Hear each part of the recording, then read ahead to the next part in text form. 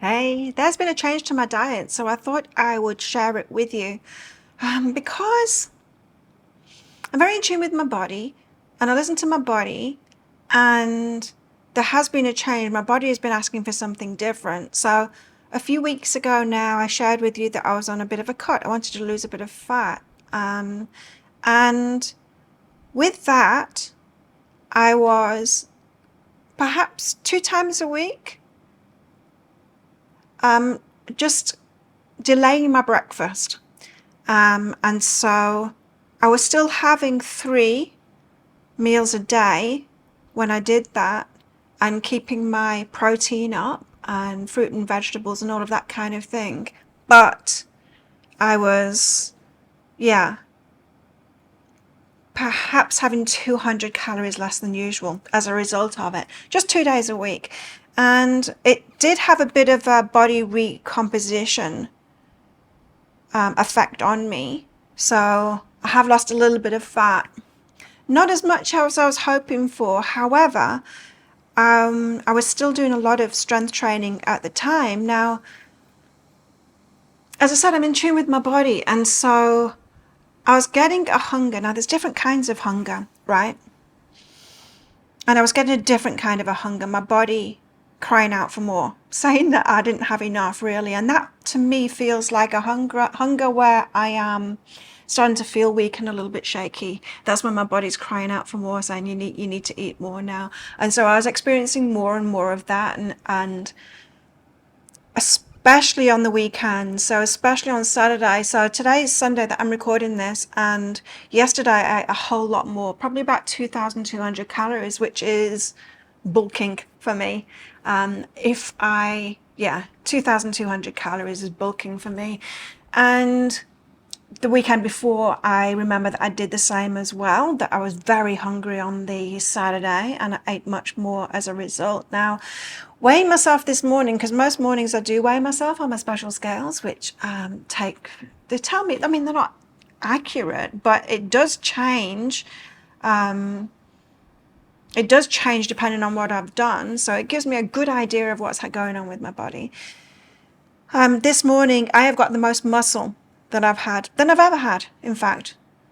This morning, I have more muscle than I've ever had. Since I've been monitoring how much muscle I've got, for sure, I'm at 43.5 kilograms of muscle now. And I know it's the most I've ever had in my life.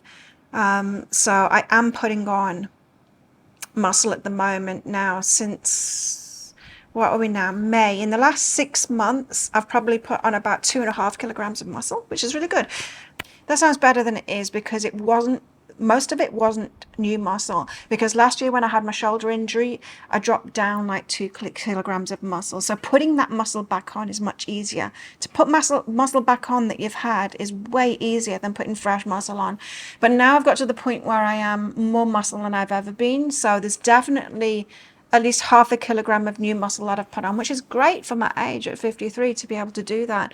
And that's through eating protein, but then listening to my body, as I said, which is craving bulk days every now and then. So I'm listening to that. And I have noticed, my body is recomping. I do notice when I'm wearing, you might have noticed yourself with watching my videos, when I'm wearing even my bikini, there's a little bit of fat there for sure. I'm about 22-23% fat at the moment.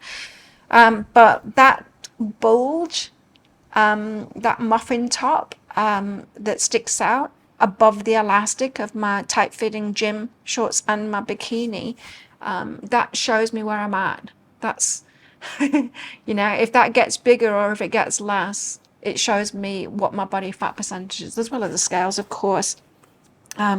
So yeah, hunger.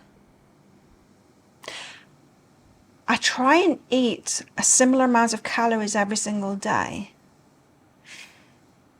But when my body is true hunger like that, asking me for more and feeling weak and kind of shaky at times, usually in the afternoon, wanting more carbs. It's asking for more carbs. I'm getting enough protein anyway, but it's asking for more carbs when I'm feeling like that, so I've been eating them. It's obviously exactly what my body needs at the moment. just sometimes, some days. And so I'm giving it that. And so it seems that my body is wanting to bulk up at the moment. It wants to put that muscle on, which I'll go with that, you know. I'm not going to do like full body building bulk kind of thing. I don't think it's necessary to do that. To eat a massive amount of calories ongoing for a few weeks to get more muscle. I don't really want to do that because I want to keep my workout. I want to stay energetic and lighter in a way so that I can be energetic in my workouts and my Muay Thai training, especially. Because as you get heavier, it gets harder, you know. There's a balance. There's a balance to be had when you want to be both building muscle to protect bones and, you know, to keep strong into older age, to prevent sarcopenia, you know, loss of muscle mass and all of that kind of stuff, and to prevent having problems with falls and things like that. So the stronger your muscle is, and the stronger your tendons are. I've been learning about tendons lately too. And the stronger your bones are, because putting that stress on the bones that the muscles do, and the muscles supporting the bones and all of that kind of thing, it keeps it much stronger. So I'm often being decked, being knocked over in the gym, landing on the floor all the time. I won't be breaking anything. I'm strong like that, and so I intend to stay strong like that. But there is a balance to be had between being light and agile enough with those fast twitch muscles so that I can jump and leap and move fast and sprint when I want to. I want to be able to do that. I also want to be able to get a pull-up as well. I've been working on that too. Perhaps I'll share that journey at some point with you. I want to get that. And it's hard to get that when you're heavier, right? It is harder the more muscle you have, depending on what the muscle is, you see. I'm getting more muscle on my legs lately, so the legs being the biggest muscles. Anyway, I'm waffling now. So I just wanted to share that with you because I think it's important to listen to our bodies. Now, as I said, there's different kinds of hunger. And so there's like boredom hunger. I very rarely experience that. I tend to be more not eating. You know, if I get stressed, I'm more likely to undereat and to not eat than, and if I'm focused on something, busy with something, I tend to not eat. So the boredom eating, it doesn't happen to me. I tend to be so active and having to eat so many calories because of that, boredom eating doesn't really happen. So there's that kind of hunger. Not really hunger, that, is it? It's something else. Then there's hunger, which is a craving for sugar. So yeah, I rarely eat sugar.